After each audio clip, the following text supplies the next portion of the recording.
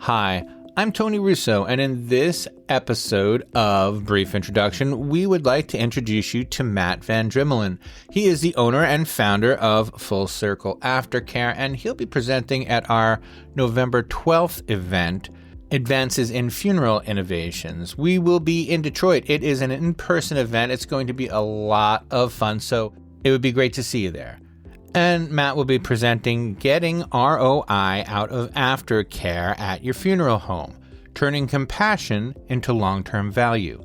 We spoke about the rise of aftercare and how it's become its own thing in really just the last couple of years. It's just transformed so much. So we're going to talk to him about that. And please hang on to the end because I've got a code if you would like to come to the event and like to get a discount. I can help you with that. But first, let's talk to Matt.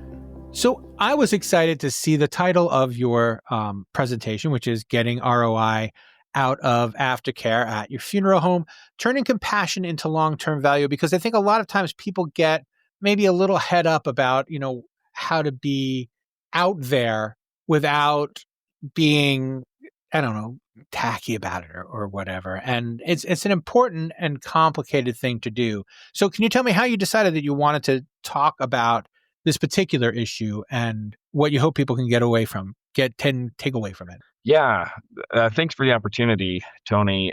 This is a really important issue for me because there are so many options when it comes to aftercare nowadays. It didn't seem like that was the case a few years ago, but now we have so many voices talking to us about different aftercare. And when I ask a funeral director, what are you doing for aftercare? There's usually this kind of guilty feeling like not enough. I should be doing more, but I don't know what to do. So sometimes there's this feeling like if I do anything, that's good. But really, with how competitive the market is and, with people choosing less services and so many other factors facing funeral homeowners today, they should take the same approach with aftercare as they do with a lot of the other business decisions and really look at which aftercare programs are going to give me a return on investment, which ones are going to help build my funeral home or help build my bottom line, and which ones aren't. And that is not the same answer for every funeral home, right? There is not one, this is the bullet, this will fix every funeral home's solution. You really have to take that analysis of what you're doing. For example, I had a client who was wonderful, and they kind of did a shotgun approach of all of it. I'm going to do all of it, right? We have cards, we have pre-need guys reaching out, we have emails going out, we have text messages, we have, services, we have grief care, and they had so much on aftercare. And then when this funeral homeowner's father passed away, he signed himself up for all of the aftercare that they had put out. And about 2 weeks later, he was like, that was so annoying. I felt like I was getting bombarded by surveys and by questionnaires and by phone calls and text messages. He was like, leave me alone. I'm truly grieving here. Spamming himself. Exactly. And then he kind of took a step back and said, okay, which parts were actually meaningful and helpful? Which parts made me feel back connected to the funeral home? And which ones just kind of felt like spam, exactly as you said. So that made him decision. He ended up cutting out a lot of it. And his words, which have stuck with me, is, I felt like the needy girlfriend from junior high. And right. Whether it's a girlfriend or boyfriend, we've all dated that person at some point. We were like, oh my goodness, lay off me a little bit. And sometimes when funeral homes are throwing aftercare at these grieving families, it's all about the funeral home. It's about, hey, give me surveys, give me Google reviews, give me pre-need leads, give me. And the family gets really turned off pretty quickly. And so understanding what that customer journey is and how to serve them in a way that's meaningful and find aftercare that then leads to all those other things without feeling so needy, right? Yeah. So finding aftercare that comes in and saying, hey, it's not about me as a funeral home, it's about you. When you go and fill their needs, that's when it turns around and families are like, man, that was so wonderful. I'm happy to go do a Google review, or I want to bury my loved one, or I want to be buried here. So I'm looking at pre-need. All those things that the funeral homes want come when you go about aftercare the right way, because it's the final mark. It's the final thing that people are going to experience from your funeral home, and you have to do it right. And you have to do a way that gets you to the goals you need without being that needy girlfriend. One of the things when I first started describing aftercare, I could not get anybody to tell me what it was, right? There was like no good single sentence answer. The one that I invented for myself after about 2 years or so is aftercare is part of making death care a normal thing. Yeah. And I like and that is where I think a lot of aftercare programs can succeed, is like, this is what happens, someone dies and now it's time to think about what that entails. And if this is the first time you've done it, now it's important to be prepared and it's important to grieve properly and all of those things. So that's what I was going to ask you. Does that sound like a definition that kind of makes sense? Yeah, I really like that definition, because it is looking at me as a funeral home. I am the one that you come to at the worst moment of your life. Hmm. You just lost your loved one. And that's why funeral homes and death care professionals are so important in the society, and they don't get enough recognition for what they do. I think aftercare back in the day, in the 30s and 40s, was probably the mortician coming over and bringing a hot casserole Right. dinner, and, making, because they were so involved with that community. Somewhere along the line, that changed from being there and helping that family through that death experience to saying, what can I get out of this family? Can I get another pre-need sale? Can I get a review? Can I get a word of mouth referral? And that kind of tainted a little bit of what we are and what we do.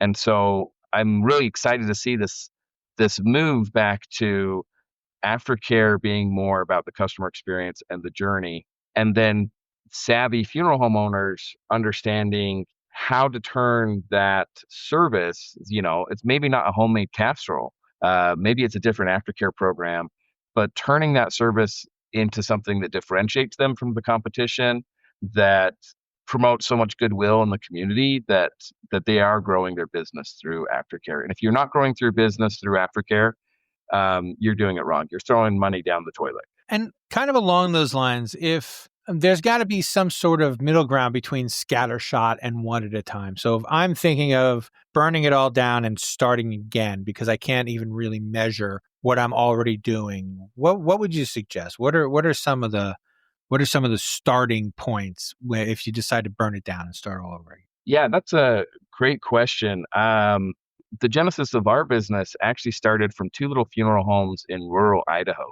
And one of them created an aftercare program that really resonated with the community, called Good Grief. And they had like a grief therapist that they hired to come and do free sessions every Wednesday night. And there would be these grief groups. Pretty soon, that funeral home started capturing more and more of the market. And so this other funeral home started looking at saying, well, what are we doing, and how can we change, and why isn't ours making a difference? They finally hired a consultant who just sat down and talked to families, and you have to be more than like, what more can I do for you? Because every family is going to say, you guys have been wonderful. Right. They're not going to tell you because they don't really know what their needs are, but starting to ask them specifically about what are they facing today that is difficult, and how is this process of losing a loved one and death and mourning, where are they lacking support? And if you can really figure that out and find a way that can be personalized to each person, and then try it out and see if it makes a difference with families, that's kind of what I would say to do is really go back to your customer experience, customer journey, and plan it out and figure out how you're going to get return on investment for the costly service of aftercare. Because I guess it's when you waste money on kind of a scattershot approach, it's not just fixing it, because now you're going to have to unalienate everyone you've already alienated. Right. Exactly. Exactly. Excellent. And that is pretty much all I have for you, unless you have something for me. Is there something I should have asked that didn't, or something you thought you'd get the opportunity to say, but I didn't provide it? That's a great question. So one of the things that I'm going to be addressing is at what point of your funeral home does it make sense to do aftercare in-house? And depending on what your style is, right? Whether it's follow-up aftercare or service aftercare or grief aftercare, so many others. When do you do it in-house? And then when do you hire it out? Because for each of those scenarios, it's going to change that ROI, right? So, I have a wonderful funeral home friend who brought it in-house, and they hired a full-time person to do it. That was very expensive for them. They're spending $70,000 a year to bring aftercare in-house, whereas when they decided to take it to a third-party vendor who was doing the same thing, suddenly none of that risk fell upon them, and it dropped their bill by about to 1/3 of what it would have been, right, in-house. Whereas other times, I've seen funeral homes who do more of like an outreach, and they hire someone local in the community, and they can do that for a lot less than what it costs, a third-party vendor. So that is one thing that you have to look at, not only determining how to do aftercare, but whether it's more cost effective to do it in-house or not. And it really is a numbers game. Depends on what kind of service you're doing and what kind of risk you're willing to take on in-house or bring on to a third party. All right. I'm sorry. I have one more question now. Yeah. So what is your initial evaluation look like when you come in? What do you look for? So what we really look for is, what are your goals? Right. So are you, number one, trying to create a more robust service for families, or are you trying to get Google reviews? Like, right. Not saying that those are mutually exclusive, but there is one that's more important. What's your budget look like? Can you add more services, or are you so tight you're looking to reduce costs and services? So that's one thing we look at. We look at what kind of aftercare you're currently doing, what the cost is on whether you have a dedicated person, or maybe you have a lot of funeral directors who are being pulled in this aftercare direction. Oh yeah, do this too, and this too, and this too. And what is that doing to your bottom line as a company? And then evaluating, okay, based upon what your goals are and what you're trying to accomplish, let's look at a solution that matches you correctly, right? So maybe you just want to do, follow-up aftercare. Or look, if you added grief in the community, this is what it's probably going to mean. Or if you added service and helping people close accounts, this is what that cost and that return on investment would be. And then whatever that funeral home decides to do, we always like to evaluate 6 months to a year in to see, are we getting the return on investment that we want, or do we need to kind of switch gears? Because each community is a little bit different. Thank you so much for your time, and we hope to see you in Detroit. Look forward to it. If you would like to join us in Detroit to hear Matt and all of the other speakers, you can just follow the link in the show notes to register. And if you do, you can type in FSI50 at the end where it asks for a coupon code, and that will get you $50 off your registration fee. That is F like funeral, S like service, I like insider, 50 for $50 off. FSI 50. So this episode of Brief Introduction has been a Kates-Boylston production.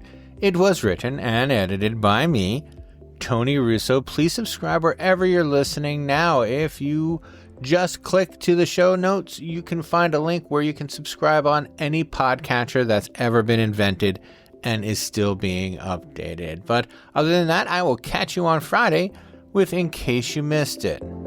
See ya.